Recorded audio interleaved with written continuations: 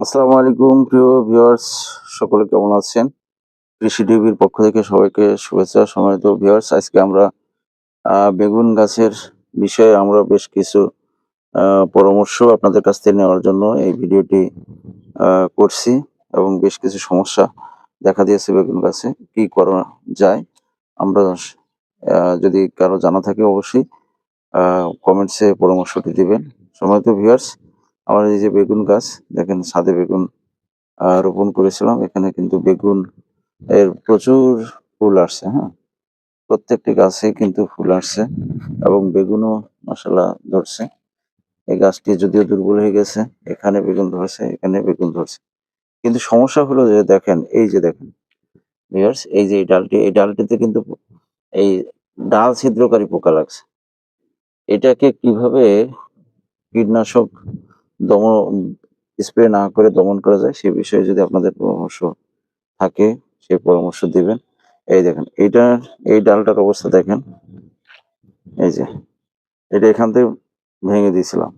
আবার এখান থেকে এই দেখেন পোকা।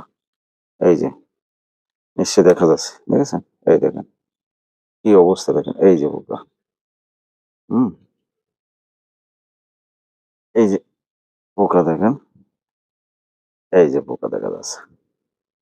এই দেখেন, এই যে ডাল ছিদ্রকারী পোকা। এই পোকাগুলো আপনার যদি একবার আক্রমণ করে তাহলে কিন্তু দমন করা খুব মুশকিল। সেক্ষেত্রে ডাল ভেঙে দেওয়াই হচ্ছে উত্তম। তো ডাল ভাঙতে এমন অবস্থা হয় যে গাছই শেষ হয়ে যায়। এখন কি করণীয়? এটাকে আমি মেরে ফেলবো, হুম? এই পোকাটাকে মেরে ফেলবো, মেরে ফেলবো। তো ভিউয়ার্স, এই বিষয়ে যদি আপনাদের কারো কোনো পরামর্শ থাকে জানাবেন। জানালে আমি উপকৃত হব যে কৃত্রিমভাবে এখানে কিভাবে এই পোকা দমন করা যায়।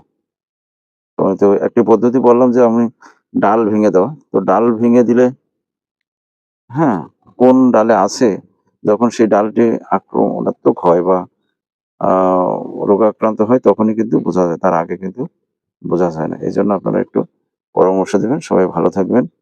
আল্লাহ হাফেজ।